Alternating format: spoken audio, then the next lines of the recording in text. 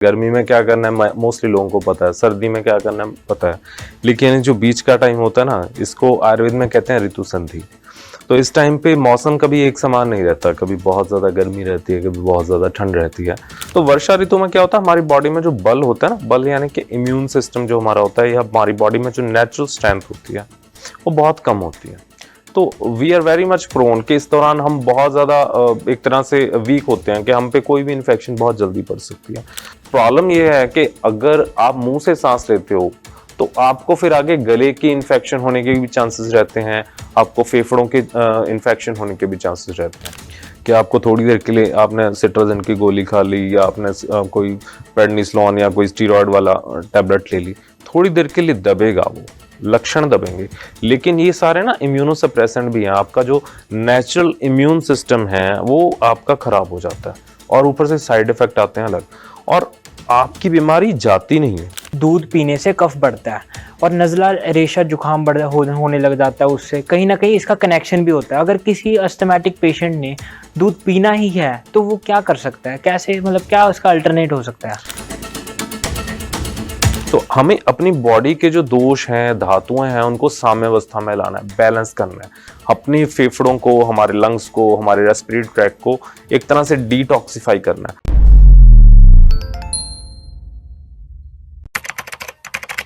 नमस्कार, D5 channel Hindi देख रहे सभी दर्शकों का मैं विभोर स्वागत करता हूं। आज हमारे साथ मौजूद है डॉक्टर नवदीप सिंह ठाकुर, जो कि हमारे पॉडकास्ट की श्रृंखला के गेस्ट हैं। डॉक्टर साहब, आपका बहुत बहुत स्वागत है, जो कि मोक्ष आयुर्वेदा का फाउंडर है और सीनियर आयुर्वेदिक एक्सपर्ट है। सर, आपका बहुत बहुत स्वागत। नमस्कार, धन्यवाद अपने चैनल में बुलाने के लिए। आयुर्वेद से मोक्ष तक हमारी पॉडकास्ट सीरीज चल रही है, जिसका 4th एपिसोड हम आपके कहने पे ही लेके आए हैं, दर्शकों के कहने पे। आज हम बात करेंगे सीजन्स के होने वाली, जैसे मौसम बदल रहा है, अब मौसम बदलने पे होने वाली बीमारियों पे बात करेंगे। मौसम बदलने पे होने वाली बीमारियां होती क्या क्या हैं? नमस्कार, मैं डॉक्टर नवदीप सिंह ठाकुर आज आपके साथ 4th एपिसोड कर रहा हूँ। काफ़ी दर्शकों के मैसेजेस वगैरह आते हैं, काफ़ी अच्छे रिस्पॉन्स आ रहे हैं। अभी रिसेंटली काफ़ी पेशेंट्स और काफ़ी चाहने वाले कहते हैं कि सर आप बताइए कि अभी जैसे सीज़न चेंज हो रहा है, गर्मी से सर्दी की तरफ जा रहे हैं, गर्मी में क्या करना है मोस्टली लोगों को पता है, सर्दी में क्या करना है पता है, लेकिन जो बीच का टाइम होता है ना, इसको आयुर्वेद में कहते हैं ऋतु संधि। तो इस टाइम पे मौसम कभी एक समान नहीं रहता, कभी बहुत ज़्यादा गर्मी रहती है, कभी बहुत ज़्यादा ठंड रहती है। तो इस दौरान हम अपनी हेल्थ को कैसे अच्छा रख सकते हैं, किस तरह बीमारियों से बच सकते हैं, और इस सीजन में किस तरह की बीमारियां होती है, आज हम इस बारे में बात करते हैं।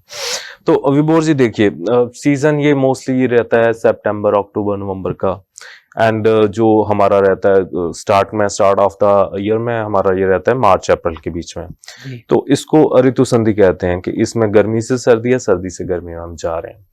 तो इस सीजन में क्या होता है कि हमें एक तरह से मिक्स सिम्टम्स आते हैं कई चीजों के, गर्मी का भी आएगा, सर्दी का भी आएगा, और इस दौरान जो हमारी बॉडी में जो दोष है ना वो विकृत अवस्था में रहते हैं, यानी कि अब कभी अप रहेंगे, कभी डाउन रहेंगे, एक जैसे नहीं रहेंगे। तो इस दौरान अलग अलग तरह की बीमारियां होने की संभावना रहती है, और इस दौरान ही हमने देखा है मैक्सिमम लोग बीमार भी इसी दौरान होते हैं आजकल, आप देखिए जी। तो सबसे पहले अगर हम बात करें तो इसमें बहुत सारी बीमारियां आती हैं इस सीजन चेंज के दौरान, लेकिन अगर सीजन चेंज के दौरान मैक्सिमम हम बात करें तो वो है अपर रेस्पिरेटरी ट्रैक्ट जो है हमारा, जिसमें हमारा नाक है, गला है, कान है ना, यहाँ की ज्यादा एलर्जी होना, जैसे कि आमतौर पे मोस्टली हर घर में एक आध मरीज जरूर होता है, छींके आना, जुकाम होना, या फिर नजला रेशा गिरते रहना है, आंखों में खारिश होना, ये सारे सिम्टम। इसके अलावा अगर बहुत ज्यादा सीवियर केसेस हो जाते हैं, जैसे अभी जैसे पंजाब में पराली जलाने का काफी रहता है, पॉल्यूशन बहुत ज्यादा हो जाता है, तो हमने देखा एस्थमा के केसेस बहुत बढ़ जाते हैं उस दौरान। तो उस दौरान क्या होता है कि एलर्जिक एस्थमा बहुत सारे बच्चे डेवलप कर लेते हैं, कई जो ओल्ड एज है उनमें भी दिक्कत आती है। तो उस धुएं के कारण बहुत ज्यादा क्या होता है कि सांस लेने में परेशानी, तो वो एक सीजन की चेंज के दौरान होने वाले। अब इसमें क्या क्लाइमेट का भी इफेक्ट रहता है कि आपका मौसम बदल रहा है, और दूसरा आसपास जो एनवायरनमेंट में पोल्यूशन फैक्टर्स जो इस दौरान बढ़ जाते हैं वो भी बहुत एग्रीवेटिंग फैक्टर रहते हैं। तीसरा ये है कि जब सीजन चेंज हो रहा होता है हमारी बॉडी में ना इम्यूनिटी थोड़ी कम होती है, एंड जो अभी हमारी विंटर्स आने वाली होती है, विंटर्स से पहले जो ऋतु होती है उसे कहते हैं वर्षा ऋतु। रेन्स। तो वर्षा ऋतु में क्या होता है, हमारी बॉडी में जो बल होता है ना, बल यानी कि इम्यून सिस्टम जो हमारा होता है या हमारी बॉडी में जो नेचुरल स्ट्रेंथ होती है वो बहुत कम होती है। तो we are very much prone कि इस दौरान हम बहुत ज्यादा एक तरह से वीक होते हैं कि हम पे कोई भी इन्फेक्शन बहुत जल्दी पड़ सकती है। तो एक ये सारे जो मिल के कारण एग्रीवेट होते हैं, तो जिसके कारण बहुत सारे लोग बीमार पड़ते हैं इस सीजन में। और काफी और भी तरह की बीमारियां जैसे स्किन डिसऑर्डर्स होना, बरसातों में फंगल इन्फेक्शन हो जाती है, चमड़ी में खारिश होना, नजला रेशा जुकाम होना, तो मोस्टली एक तरह से एलर्जी के सिम्टम्स होना, गला खराब, तो इस तरह के अलग अलग तरह की बीमारियां इस सीजन में होती है। आज हम सभी बीमारियों को विस्तार में बात करेंगे। सबसे पहले कॉमन दिखने वाली बीमारियों पे बात करते हैं। सर्दी खांसी जुकाम, आमतौर पर सीजन बदलने पे सर्दी खांसी जुकाम हो ही जाता है लोगों को जी। तो उसके होने के क्या कारण होते हैं वो तो हमको पता है कि सीजन चेंज हो रहा है। उसको हम प्रिवेंट कैसे कर सकते हैं, बच कैसे सकते हैं उससे? देखिए, जैसे सर्दी जुकाम जो ज्यादातर होता है सीजन चेंज होने पे, तो एक तो आपको पहले अपना ही ध्यान रखना है। देखिए, कारण तो मैंने बता ही दिया कि आपकी वीक इम्यूनिटी है, जी। क्लाइमेट चेंज हो रहा है, थोड़ा पॉल्यूटेंट्स के फैक्टर होते हैं। इसके अलावा आपकी पर्सनल कुछ हैबिट्स हैं जिसके कारण भी आप बीमार पड़ते हैं या आपको ये ज्यादा बीमारियां होती हैं। तो उसमें कुछ आपकी पर्सनल लाइफस्टाइल की बात करूं, देखो, अब जब किसी को छींके जुकाम लगती है या कोई गला खराब होता है, तो ये हमारा अपर रेस्पिरेटरी ट्रैक है, उसमें कोई ना कोई इन्फेक्शन या एलर्जी का उसमें बहुत ज्यादा रोल रहता है। तो उसमें क्या होता है कि आपको ध्यान रखना है आप कोई भी ऐसी चीज ना खाएं जिससे आपको किसी भी तरह की एलर्जी डेवलप हो या आपकी बॉडी में कोई इन्फेक्शन हो, या फिर आप ऐसे एनवायरनमेंट से बचे जिसमें एलर्जी वगैरह हो।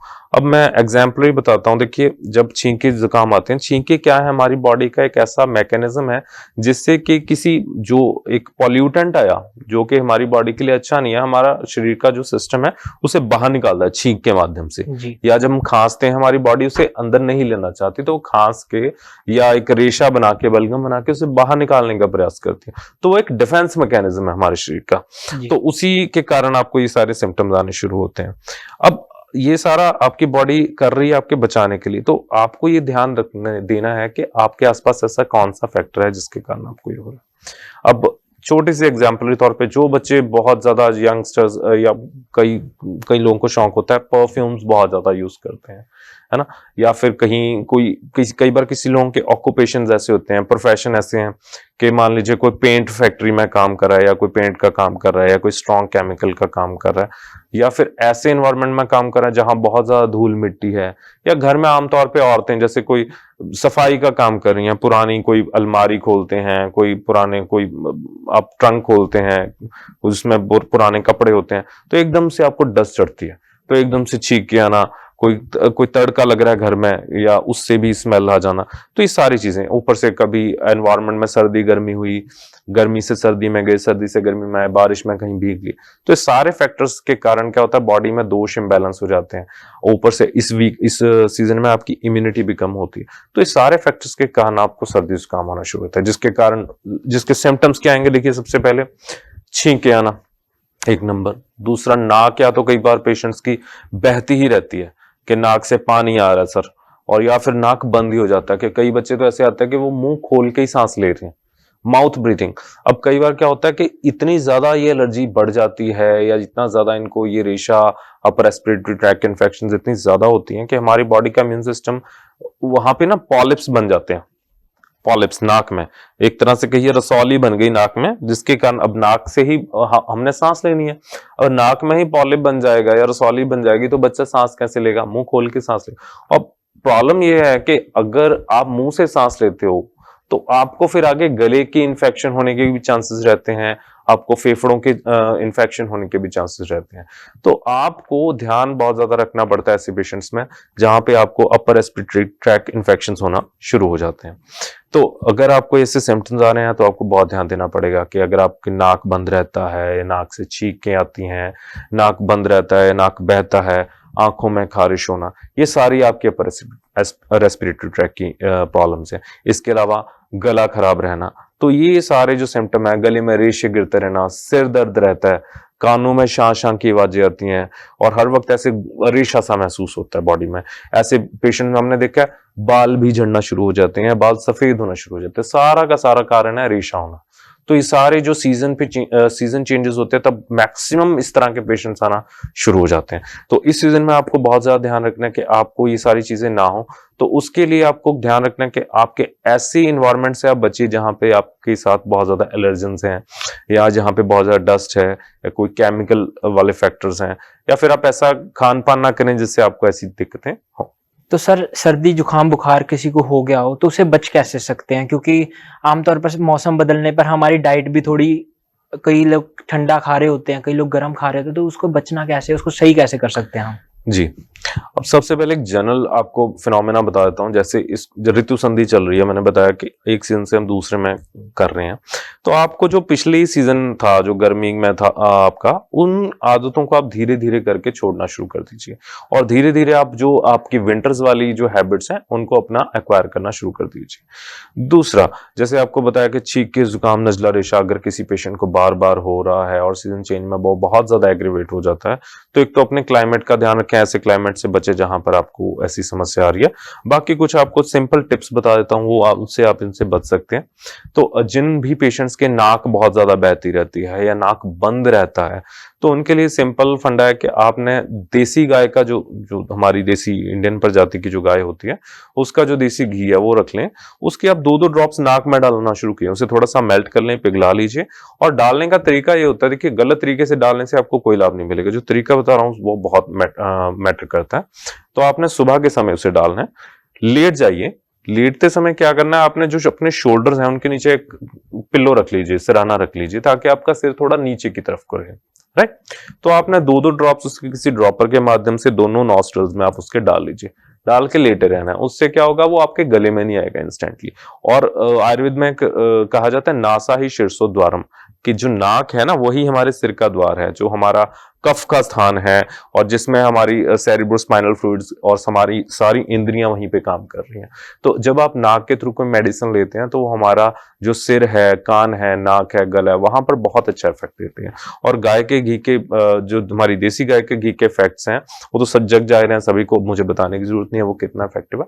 तो ये आप सिंपल सी होम रेमेडी आप करके देखिए। इस तरह से आप 2-4 मिनट लेटे रहिए, उसके बाद आप उठ सकते हैं। अगर आपके बाई चांस गले में थोड़ा बहुत आता भी, उसे स्पिट कर दीजिए, गर्म पानी पी लीजिए। तो अगर आप ये चीज करते हैं, आप देखेंगे आपकी जो छींके, नजला, रेशा, जुकाम होता है, जो आपके नाक में खारिश लग रहती है या नाक बंद रहता है, ये सारी समस्याएं आपकी ठीक होनी शुरू हो जाएंगी।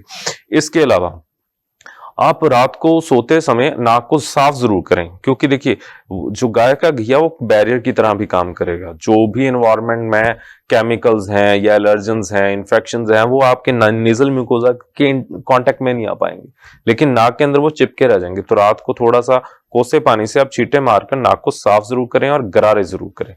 ये 2 काम आपने अगर डेली किए तो आपका कान, नाक, गला, ये तीनों बिल्कुल स्वस्थ रहेंगे। इसके अलावा जिन भी लोगों को बार बार गले में इन्फेक्शन रहती है, बार बार गला पकता है या गले में रेशा बहुत ज्यादा गिरता रहता है, तो ऐसे पेशेंट्स क्या कर सकते हैं, आपको क्या करना है, पहले 1 गिलास में ना आप अच्छे से थोड़ी हल्दी लीजिए, जो कच्ची हल्दी होती है गांठ वाली, उसको आप अच्छा सा 5 ग्राम हल्दी को बॉईल कर लीजिए, उसका काढ़ा बन जाएगा एक तरह से। उससे आपने अच्छे से गार्गल्स कर लेने, गरारे कर लेने हैं। गरारे और कुल्ले कर लेने के बाद आपको क्या करना है, आपको 2 चम्मच तिल का तेल लेना है, उसको हल्का सा कोसा कर लीजिए, ल्यूकवार्म कर लीजिए, आप उसको मुंह में रख लेना आपने उसे। एंड मुंह में रख के आपने उसे हिलाना नहीं है, चलाना नहीं है, जस्ट आप मुंह बंद करके बैठ जाइए, जस्ट। एंड धीरे धीरे आप देखेंगे आपके मुंह में सैलिवेशन होती रहेगी, आपके मुंह में जो आपकी लार है, थूक है, वो इकट्ठा होता रहेगा। आप जितनी देर मुंह बंद करके उसे होल्ड करके बैठ सकते हैं उतनी देर होल्ड करके बैठिए।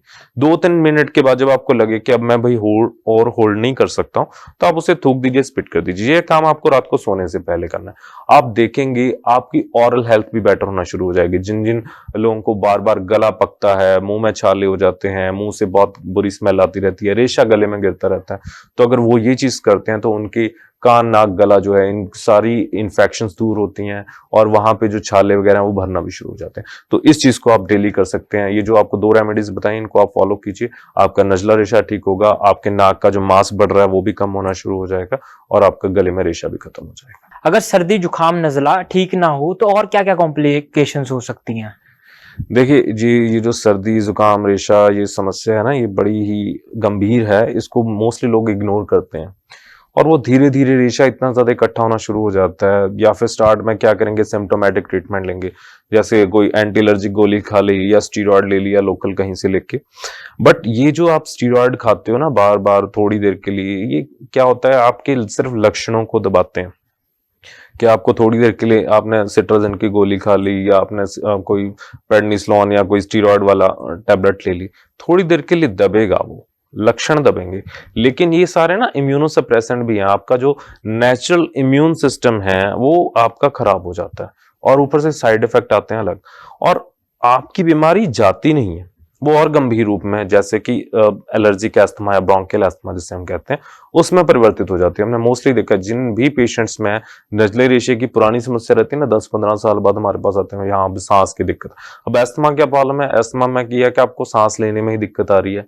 अब बैठे हैं ना, कई बार तो हमें स्टेथ लगाने की, जैसे स्टेथ से हम चेस्ट चेक करते हैं, आपकी रेस्पिरेशन चेक करते हैं कि दोनों फेफड़ों में बराबर हवा जा रही है नहीं, तो कई बार इतनी गंभीर स्थिति होती है कि हमें लगाने की जरूरत नहीं पड़ती, पेशेंट बैठा होता है, हमें सुन रही होती है। आप भी कभी देखें कोई पुराना क्रॉनिक पेशेंट हो या जो बहुत क्रॉनिक स्मोकर होते हैं, तो आप बैठो उनकी सांस की आवाज आती है, जैसे सीटी की आवाज आती है। तो वो वही रोगी होते हैं जिनमें अस्थमा बहुत ज्यादा एग्रीवेट कर चुका होता है। तो अगर आपको नजला रेशा है तो आप उसे इग्नोर ना करें, उसका प्रॉपर इलाज लें, उसका ध्यान रखें किस कारण की वजह से आपको ये हो रहा है। तो अगर आप इसे नहीं ध्यान रखते हैं तो लेटर ऑन ये अस्थमा में परिवर्तित हो जाता है, या फिर कई के पेशेंट में हमने देखा कि गला बहुत ज्यादा पकने के कारण टॉन्सिल रिमूव करवा रहे हैं, या फिर कानों तक रेशा चला जाता है जिससे आपकी सुनने की शक्ति कम हो जाती है।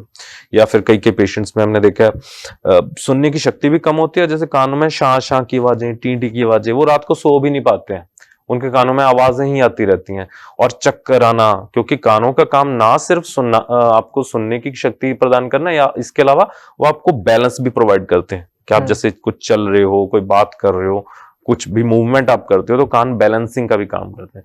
तो रेशा जो है ना, ये कान नाक गले का सारा एक तरह से कनेक्टेड है एक दूसरे से। तो कोई ना कोई आपकी जो इंद्रिय विकृति, इंद्रिय यानी जो हमारी सेंसेस हैं, वो खराब होती हैं, आपकी आई साइट वीक हो जाती है।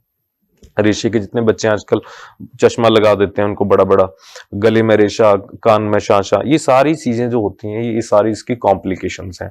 या फिर नाक का मांस इतना बढ़ जाता है कि बाहर आ जाता है, बार बार ऑपरेशन करवा रहे हैं, ऑपरेशन करवाने के बाद भी नाक का मांस लोगों का ठीक नहीं होता है। हमारे पास पेशेंट्स आते हैं एंड आयुर्वेद से वो बिल्कुल ठीक हो सकते हैं।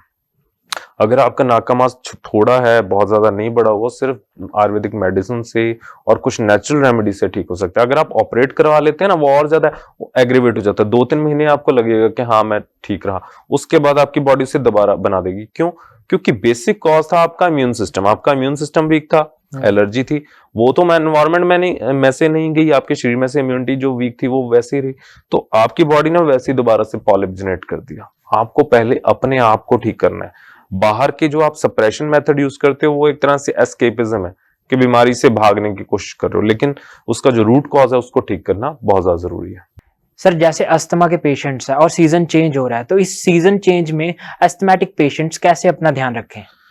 जी, अस्थमा के पेशेंट्स को बहुत ज्यादा ध्यान रखने की जरूरत होती है। जैसे ये सीजन चेंज हो रहा होता है तो आपको ध्यान ये रखना है कि अगर आपका क्लाइमेट बहुत ज्यादा खराब है, जहां पे आप कुछ नहीं कर सकते हो, जहां पे आप बहुत ज्यादा ऐसे पॉल्यूटेड एनवायरनमेंट में रह रहे हो, जहां पे बहुत ज्यादा केमिकल्स हैं, गैसेस हैं, धुआं है, तो सबसे सिंपल जो तरीका है ना वो है देशांतर चिकित्सा। यानी कि कुछ समय के लिए अगर आपको लगता है कि वहां पर बहुत ज्यादा एग्रीवेटेड है और अगर आपके पास कोई सेकंड होम है जहां पे आप शिफ्ट कर सकें। देखिए, हर किसी को आज की डेट में हम समझा नहीं सकते कि ये मत करिए, और ये तो प्रशासनिक काम है, गवर्नमेंट संभाल ले इन चीजों को तो बेहतर है। लेकिन अगर आपको लगता है कुछ भी नहीं कर सकते तो ये भी चिकित्सा के अंतर्गत आता है, देशांतर चिकित्सा के, जहां पर आपकी वायु ही विकृत हो जाए। अब सांस लेनी है ना, वो हमारा प्राण है, अगर हमारी वायु ही विकृत हो चुकी है, वहां पर बहुत ज्यादा धुआं है, ऐसी चीजें, और आप ऑलरेडी एस्थमेटिक हैं, तो कुछ समय के लिए आप ऐसी जगह चले जाइए जहां पर ऐसे पॉल्यूटेंट्स ना हो, कोई साफ शुद्ध हवा आपको मिल जाए। और अगर आप नहीं कर सकते तो कोशिश करें कि आप अपना दरवाजे खिड़कियां बंद करके रखें जहां पे ज्यादा पॉल्यूटेंट्स आपके घर में ना एंटर करें। दूसरा, जैसे मैंने आपको पहले बता ही दिया कि नाक में आपने देसी गाय का घी डालना ही डालना है, और आपने हल्दी वाले बॉइल्ड वाटर से आपने गरारे करने हैं। इसके अलावा अस्थमा के पेशेंट्स के लिए एक बहुत अच्छी टिप बता रहा हूं। आपने रात को सोने से पहले क्या करना है, 1 चम्मच तिल का तेल लेना, उसमें चुटकी भर सेंधा नमक डालिए। सेंधा नमक डाल के आपने छाती पे अपने मालिश कर लेनी है, अच्छे से छाती पे अच्छे से पीठ पे मालिश कर लें और स्टीम लेके सोना है आपने, भाप लें अच्छे से। और भाप लेते समय पानी में आप थोड़ा सा अजवाइन भी डाल सकते हैं, उससे और अच्छा इफेक्ट आएगा। तो आप कहेंगे डॉक्टर साहब ये चीज करके तो जी रेशा बहुत ज्यादा निकल रहा है मुझे, तो ये ना एक्चुअली बाहर निकालेगा आपका रेशा, क्योंकि आप अगर अंग्रेजी दवाई लेते हो थोड़ी देर के लिए दबाती जरूर है, लेकिन आपके जो फेफड़े हैं ना वो डिटॉक्सिफाई नहीं हो पाते, तो इससे आपका रेशा निकलेगा, आपको बेटर फील होगा। तो आप ये चीज अगर अस्थमा के पेशेंट्स करेंगे तो उनको काफी रिलीफ मिलेगा। इसके अलावा आपने जब भी आपको लगता है कि आप बहुत ज्यादा एग्रीवेशन में है, बहुत ज्यादा सांस चढ़ रही है, तब तो आप इमरजेंसी मेडिसिन आप ले सकते हैं। लेकिन अगर आप बिल्कुल ठीक हैं तो अपने खान पान का ध्यान रखिए। आप ठंडी चीज कोई ना खाइए। जब भी आप कोई ठंडी चीज लेते हैं, मान लीजिए ठंडा पानी पिया आपने, तो आपकी जो सांस की नलियां, ब्रोंकियल जिनको कहते हैं, वो सिकुड़ जाती हैं। तो सिकुड़ने से भी उनमें जो है एयर पैसेज कंस्ट्रिक्ट हो जाते हैं, सांस लेने की क्षमता आपकी कम हो जाती है। तो कोई भी बहुत ज्यादा ठंडी चीज ना लें। या फिर जो मिल्क प्रोडक्ट जिनमें दही है, रेशा करने वाली चीजें हैं, क्रीम है, बटर है, या मैदे वाली चीजें, इन चीजों को ना खाइए। तो इन चीजों को खाने से भी रेशा ज्यादा होता है। तो आपको इन चीजों का ध्यान रखना है। किसी भी तरह के केमिकल से बचें। कोई भी परफ्यूम वगैरह होते हैं, जैसे डियोज वगैरह होते हैं, इन तरह की चीजों से, या कोई केमिकल जैसे कोई पेस्टिसाइड्स हैं या कोई, इन चीजों से आपको थोड़ा बचना पड़ेगा। अगर आप अस्थमा के पेशेंट हैं, आप ध्यान रखिए, इन चीजों से बचिए, तो आप बिल्कुल ठीक रहेंगे। सर, जैसे कि कहा जाता है कि दूध पीने से कफ बढ़ता है और नज़ला, रेशा, जुकाम होने लग जाता है, उससे कहीं ना कहीं इसका कनेक्शन भी होता है। अगर किसी अस्थमैटिक पेशेंट ने दूध पीना ही है तो वो क्या कर सकता है, कैसे, मतलब क्या उसका अल्टरनेट हो सकता है? जी हाँ, बहुत अच्छा क्वेश्चन आपने आज पूछा है। जो भी पेशेंट हमारे नजले रेशे से पीड़ित हैं या अस्थमा के पेशेंट्स हैं और वो दूध पीना चाहते हैं, तो सबसे बड़ी प्रॉब्लम उनके साथ ये रहती है कि दूध का एक मुख्य गुण है कि वो कफ बढ़ाता है हमारी बॉडी में और ज्यादा रेशा करता है। तो ऐसे पेशेंट्स क्या करें? तो आज आपके लिए एक बहुत चमत्कारी, आपके लिए एक रेमेडी लेकर आया हूं। इसको नोट कर लीजिए और आप दूध पी सकते हैं इससे। तो आपको क्या करना है, एक बहुत ही चमत्कारी औषधि है, आपके गरम मसाले में भी पाई जाती है। इसको कहते हैं पिपली। पिपली बोलते हैं इसे, लॉन्ग पेपर बोलते हैं अंग्रेजी में। आपके नजदीकी किराना स्टोर पे आपको इजीली मिल जाएगी। आपको क्या करना है, एक पर्सन के लिए 1 गिलास दूध लेना है। दूध आप प्रेफरेबली देसी गाय का लें या भैंस का लें, विलायती गाय का, जो अंग्रेजी गाय उसका ना लें। तो आपको क्या करना है, 1 गिलास दूध लेना है, उसमें एक पिपली को अच्छे से पीस कर डाल लेना है। उसमें आप अपनी पसंद का, आप जो शक्कर है वो डाल सकते हैं। उसको आप उसमें आप आधा गिलास, जितना आपने दूध डाला था उतना ही आप आधा गिलास उसमें पानी डाल लेंगे और उससे आप धीमी आंच पे बॉईल होने देंगे। और आपने तब तक बॉईल होने देना है जब तक आपका जो पानी डाला था आपने, यानी आधा गिलास, वो उड़ नहीं जाता बॉईल होके। उसके बाद जब आपके पास एक ही गिलास रह जाता है तो आपने उसे छान कर पी लेना है। तो आप देखेंगे आपको सारे जो दूध के बेनिफिट्स हैं वो मिल जाएंगे, और जो उसका दोष है, जो उसके कारण कफ बढ़ता है, आप उससे भी बच जाएंगे। तो जो भी हमारे पेशेंट एलर्जी से पीड़ित हैं, नजले रेशे से पीड़ित हैं या अस्थमा से पीड़ित हैं और वो दूध पीना चाहते हैं, तो इस तरह से अगर आप दूध पियेंगे पिपली बॉईल करके, तो आप देखेंगे आपको बहुत सारे बेनिफिट्स मिलेंगे और आपको बिल्कुल भी रेशा नहीं होगा। आपको बस ध्यान ये रखना है कि आपको ये जो रेमेडी है सिर्फ सर्दियों में फॉलो करनी है और पूरे दिन भर में 1 गिलास से ज्यादा नहीं पीना है। जो लोग क्रॉनिक पेशेंट हैं, नजला, रेशा, जुकाम के, और क्रॉनिक अस्थमैटिक पेशेंट्स हैं, क्या, और मौसम बदलने पे ये ज्यादातर देखा जाता है, तो इसका कोई इलाज है आयुर्वेद में? जी बिल्कुल। जितने भी क्रॉनिक पेशेंट्स हैं, चाहे वो नजला रेशा के हों, चाहे वो सर्दी जुकाम के हों या फिर क्रॉनिक एस्थमा के हों, हमने देखा है कि सीजन चेंज होने पे तो बहुत ज्यादा परेशानी में आ जाते हैं। एंड ऐसे सभी पेशेंट्स में हमने देखा है कि वो या तो नाक में डालने के लिए कोई स्टीरॉयड स्प्रे यूज कर रहे हैं, या फिर वो कोई इनहेलर ले रहे हैं, जिसको हम पंप बोलते हैं जनरल लैंग्वेज में, कि पंप ले रहे हैं जी, दिन में 4 बार ले रहा है, कोई 2 बार ले रहा है। तो ये सारी जो चीजें हैं ये इमरजेंसी के लिए ठीक है, लेकिन ये आपकी जो प्रॉब्लम है उसको जड़ से खत्म नहीं कर सकती। तभी आपको ये बार बार लेनी पड़ते हैं या फिर आपकी इनकी डोज बढ़ती जाती है। तो मेन, जैसे मैंने बताया, इसमें प्रॉब्लम यह है कि हमारा इम्यून सिस्टम काफी वीक रहता है, जिसके कारण हम ज्यादा शिकार होते हैं इन सारी इन्फेक्शंस का, इन सारी एलर्जीज का, इन सारी बीमारियों का। तो हमें अपनी बॉडी के जो दोष हैं, धातुएं हैं, उनको साम्यावस्था में लाना है, बैलेंस करना है। अपनी फेफड़ों को, हमारे लंग्स को, हमारे रेस्पिरेटरी ट्रैक को एक तरह से डिटॉक्सिफाई करना है। तो हमारे पास बहुत अच्छा इलाज है आयुर्वेद में इसका। इसमें हम काफी कुछ ऐसी थेरेपीज करते हैं, आयुर्वेदिक मेडिसिन देते हैं, जिनसे कि पेशेंट्स को काफी रिलीफ मिलता है और उनकी लगभग सारी जो अंग्रेजी दवाइयां वो छूट जाती हैं और बिल्कुल ठीक हो जाते हैं। कोई इसमें कोई दो राय नहीं है कि अस्थमा के पेशेंट नहीं ठीक हो सकते या नजला रेशे के पेशेंट ठीक नहीं हो सकते। इसके अलावा जो पेशेंट्स इवन के नेजल पॉलिप्स के भी आते हैं ना, जिनमें नाक में रसौलियां होती है, वो भी दवाई से ठीक हो जाते हैं। तो बस आपको करना क्या कि आपको एक सही डाइट प्लान को फॉलो करना है, क्योंकि देखो लाइफ में ना हमारे इलाज में डाइट का बहुत अहम रोल है। जो हम डेली खा रहे हैं, जैसा हमारा आहार है, जैसा हमारा व्यवहार है, वो सारी चीजें और साथ में आयुर्वेदिक मेडिसिन, ये सारी जब पैरेलल एक सही दिशा में चलती हैं तो डेफिनेटली आप ठीक होते हो।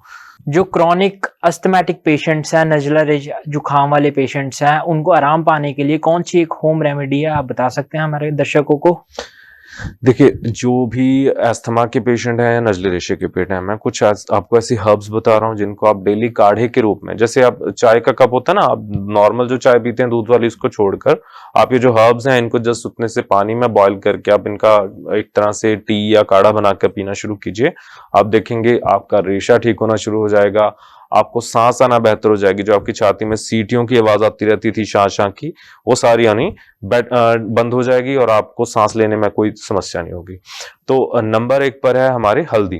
तो आप हल्दी को बॉईल करके उसका काढ़ा बना के ले सकते हैं। बस ध्यान ये रखें, जो हल्दी लें आप गांठ वाली हल्दी लें, उसको आप अच्छे से 1 कप पानी में उसे बॉईल करके लें और उसमें 5-4 काली मिर्च भी डाल लें। उसको बॉईल करके आप डेली पियेंगे, आपको काफी आराम मिलेगा। इसके अलावा आप तुलसी का काढ़ा ले सकते हैं।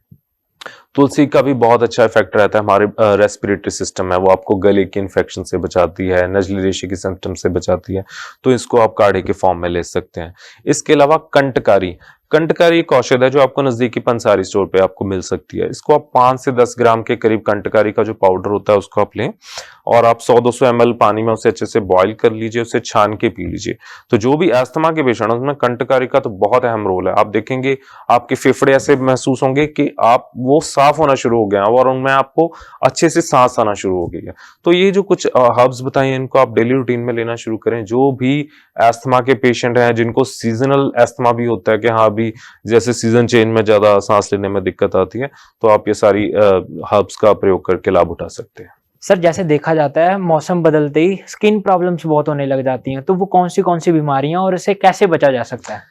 जी हाँ, बहुत अच्छा आपने सवाल पूछा। देखिए, स्किन की प्रॉब्लम बहुत होती हैं जैसे ही वेदर चेंज होना शुरू हो जाता है, चाहे गर्मी से सर्दी या सर्दी से गर्मी, और खास तौर पे जो हमारा जो रेनी सीजन है जिसमें बरसात बहुत ज्यादा रहती है, उमस बहुत ज्यादा रहती है, ऐसी कंडीशन में बहुत ज्यादा स्किन की प्रॉब्लम्स आती हैं।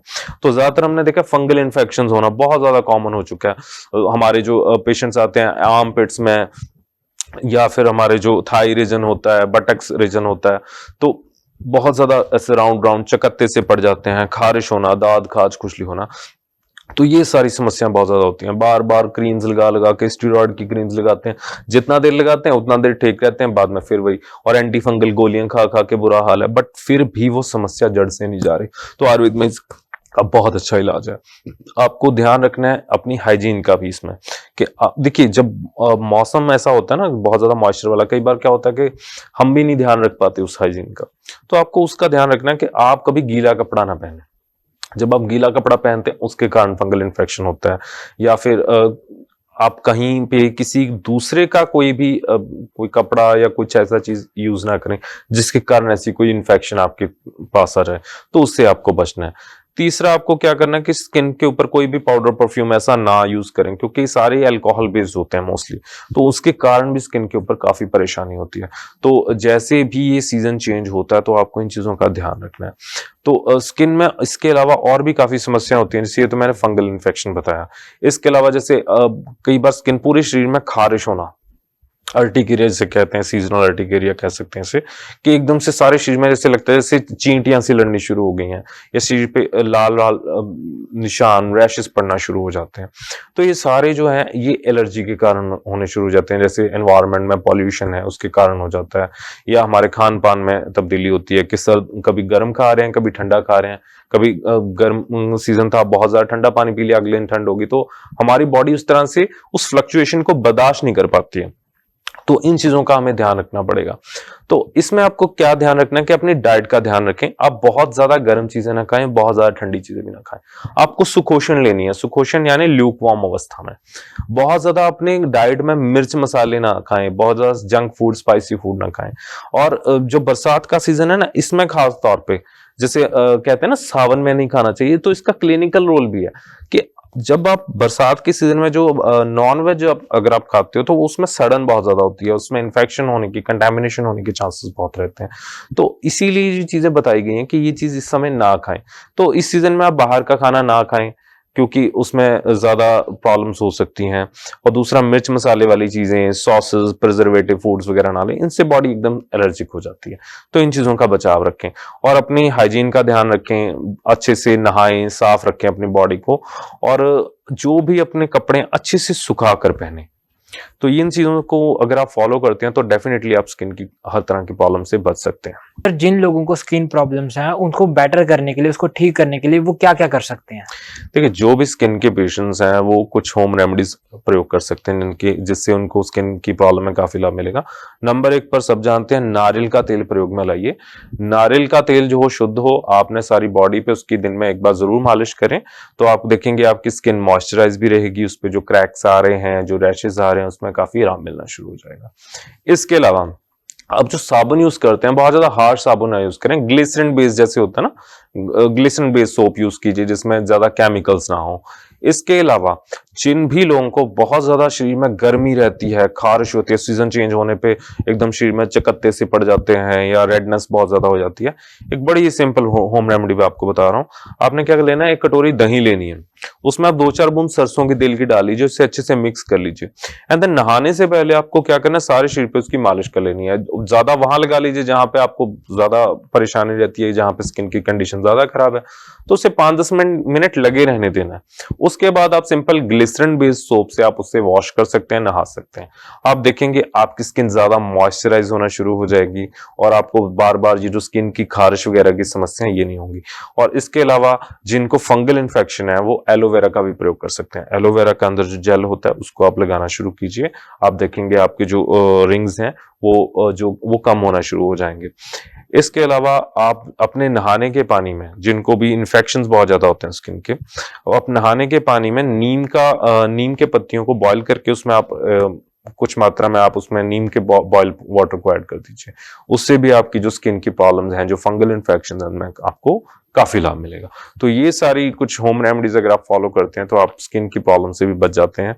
और अपने जो कपड़े हैं उनका बड़ा ध्यान रखिए। कपड़े आपके बिल्कुल सॉफ्ट हों, कॉटन के हों, नॉर्मल हों, सिंथेटिक कपड़ों से आप बचिए। कई बार क्या होता है कि हम इतने इरिटेंट्स कपड़े होते हैं या उनमें ऐसी डाइज लगी होती है जिसके कारण ही पेशेंट्स एलर्जीज डेवलप कर लेते हैं, या फिर सीजन के दौरान वो चीज ज्यादा एग्रीवेट हो जाती है पसीना वगैरह पड़ने से। तो अपने कपड़े जो है कॉटन के हों, नॉर्मल हों, तो इनसे भी आप इन सारी समस्याओं से बच सकते हैं और आपकी स्किन बिल्कुल बढ़िया रह सकती है। बदलते मौसम में कैसी डाइट रखनी चाहिए, क्या खाएं क्या ना खाएं? देखिए, जैसे अभी सीजन चेंज हो रहा है, हम गर्मी से सर्दी की तरफ जा रहे हैं, तो हमें अभी से ध्यान रखना है कि हम जो भी गर्मियों में हमारा जो रूटीन चल रहा था उसे हम थोड़ा सा रिस्ट्रिक्ट करेंगे। तो खान पीने में हमें बहुत ध्यान रखना पड़ेगा। तो अभी से ध्यान रखना है कि आप जो चिल्ड फूड आइटम्स हैं, यानी कि जो बहुत ठंडी चीजें आप खाते हैं, उसे आप अभी से बंद कर दीजिए, जिसमें आपका ठंडा पानी हो गया, कोल्ड ड्रिंक्स हैं, आइसक्रीम्स हैं, जितने भी चिल्ड फूड आइटम्स हैं, इनको आप पूरी तरह बंद कर दीजिए। जो आप पानी भी पीते हैं वो आप नॉर्मल पानी पी सकते हैं। इसके अलावा जैसे जैसे सर्दी बढ़ती है ना, हमारी बॉडी में कफ दोष जो है बढ़ना शुरू हो जाता है, जिसके कारण हमें रेशे की समस्या होनी शुरू हो जाती है। जैसे अभी हमने बताया कि सीजन चेंज में नजली रेशे, सर्दी जुकाम होता है, अस्थमा होता है। तो ये सारी समस्याओं का कारण यह है कि इस सीजन में नेचुरली हमारी बॉडी में कफ धातु बढ़ जाती है। तो हमें क्या करना है कि जो कफ को बढ़ाने वाली चीजें हैं उनसे हमें बचना है। तो क्या चीजें होगी? दूध से बनी हुई चीजें, जैसे कि दही हो गया, बटर हो गया, इन चीजों को आप ना खाइए। खोआ हो गया है ना, इन चीजों को आप अवॉइड कीजिए। ज्यादा रेशा बनाने वाली चीजें या कोई दूध से बनी मिठाई वगैरह हो गई, इन चीजों को अवॉइड कीजिए। दूध कैसे पीना उसका मैंने आपको तरीका पहले बता दिया है, वो आप वैसे पियेंगे तो आपको रेशा नहीं करेगा। इसके अलावा मैदे से बनी चीजें, देखो खैर मैदा तो 12 महीने में कहूंगा खराब चीज है, ना ही खाएं। लेकिन अगर बता और शौक आप कभी कभार खा भी लेते हैं तो इस सीजन में तो बिल्कुल ना खाएं। ये तो इनविटेशन कार्ड देने की तरह हो जाएगा आपके लिए, बीमारियों के लिए। तो मैदे से बनी चीजें, जंक फूड, बाहर का खाना ना खाइए। बरसातों के सीजन चल रहे होते हैं, हाइजीन कोई नहीं मेंटेन रख रहा, तो वो चाहे वेजिटेरियन चीज है चाहे नॉन वेजिटेरियन है, खराब रहता है। तो इन चीजों से आपको बचना है। और तीसरा आपने ध्यान ये रखना है कि जो आप अपनी डाइट ले रहे हैं, डाइट में आप अपने अदरक और लहसुन इन दोनों को अच्छी मात्रा में रखें। इनको सूप फॉर्म में लीजिए, अपने खाने के तड़के में शामिल कीजिए। ये आपकी बॉडी में, आपकी बॉडी का डाइजेशन को ठीक रखते हैं, आपकी तीनों धातुओं को साम्यावस्था में रखते हैं और आपकी बॉडी में जो कफ दोष है उसको बढ़ने नहीं देते हैं। तो इसको अदरक और लहसुन को अपनी डाइट में अच्छे से बढ़ा के लीजिए। और इस सीजन में आप पचा भी लेते हैं, आपकी बॉडी इस सीजन में अच्छे से अदरक लहसुन की जो तासीर है उसे अच्छे से हजम कर लेती है। तो इसको आप अपनी डेली रूटीन में शामिल कीजिए। इसके अलावा जो सुपर नेचुरल फूड है जो हमारे भारत में, वो उसको बहुत अंडररेट किया गया है और लोग खाने से कतराते हैं, लेकिन वो उसके जो बेनिफिट्स हैं वो मिलियंस में है, मैं बता नहीं सकता। वो सबसे सुपर नेचुरल फ्रूट है आंवला। अभी सीजन में है, कच्चा आंवला आप डेली खाना शुरू कीजिए। जैसे कहते हैं ना कि आंवले का खाया और बुजुर्गों का कहा बाद में पता चलता है, तो वो ऐसे नहीं उसके बारे में कहावत बनाई हुई कि आंवला जो है ना उसके जो गुण धर्म है वो इतने अच्छे हैं, मैं आपको शब्दों में बयान नहीं कर सकता। तो आंवले को तो आयुर्वेद में रसायन चिकित्सा के अंतर्गत रखा गया कि जितने भी रसायन है ना उनमें आंवला डाला जाता है। आंवले के अंदर ऐसी ऐसी प्रॉपर्टीज हैं जिनके अंदर आपकी बॉडी में जो फ्री रेडिकल्स बनते हैं, आपकी बॉडी में जो आपकी जो टिश्यूज का ब्रेक डाउन होता है, इवन के अब तो स्टडीज आ रही हैं कि जो आपके जो टिश्यूज खराब हो जाते हैं ना, सेल्स डैमेज हो जाते हैं, उनकी भी रिकवरी करता है अगर आप आंवला लेते हो। तो आंवले को अपनी डेली रूटीन में शामिल कीजिए। उसमें विटामिन सी प्रचुर मात्रा में पाया जाता है, उसमें इतने अच्छे एल्कलॉइड्स हैं जो आपकी इम्यून बूस्टर का काम करते हैं। तो इस जैसे आप च्यवनप्राश खाते हो, आंवला ये बेसिकली। लेकिन मैं कहूँ अगर आप कच्चा आंवला डेली खाना शुरू कर देना तो आपको इतने अच्छे बेनिफिट्स मिलेंगे कि आपको किसी भी सीजन में, सर्दी हो, गर्मी हो या सीजन चेंज हो, आपको कोई समस्या नहीं आएगी। तो अपनी डाइट में इन चीजों का ध्यान रखें। और दूसरा, अपना कभी भी ओवर ईट ना करें इस सीजन में, क्योंकि इस सीजन में क्या होता है आपकी अग्नि थोड़ी मंद होती है। अग्नि मंद यानी कि आपकी डाइजेशन इतनी अच्छी नहीं रहेगी, थोड़ा सा आप कम पचा पाएंगे। तो आपको थोड़ी थोड़ी मात्रा में ही खाना है। आप इतना खाइए कि जितना आप पचा सकते हैं, चाहे दूसरे टाइम पे आप दोबारा खा लीजिए कुछ घंटे के बाद, लेकिन आप थोड़ी थोड़ी मात्रा में खाइए। और सुकोषण जल यानी कि हल्का सा ल्यूकवार्म वाटर अपने पास रखिए, थोड़ा थोड़ा करके पानी पीजिए। बाहर का पानी पीना अवॉइड करिए, मिर्च मसाले वाली चीजें ना खाइए, जंक फूड ना खाइए। तो इन सारी चीजों को अगर आप फॉलो करते हैं तो डेफिनेटली आप फिट रहेंगे और सर्दियों के लिए तैयार रहेंगे। डॉक्टर नवदीप सिंह ठाकुर, आपने बहुत महत्वपूर्ण जानकारी दी। जाते जाते आप हमारे दर्शकों को अपना नंबर और पता बता दीजिए। मैं डॉक्टर नवदीप सिंह ठाकुर, आप हमसे संपर्क कर सकते हैं डॉक्टर ठाकुर मोक्ष आयुर्वेदा। हमारा नंबर है 8837710050। डॉक्टर ठाकुर, आपने बहुत महत्वपूर्ण जानकारी दी। आप हमारे साथ जुड़े, आपका बहुत बहुत धन्यवाद। धन्यवाद। अगले एपिसोड में फिर मुलाकात होगी, तब तक के लिए नमस्कार।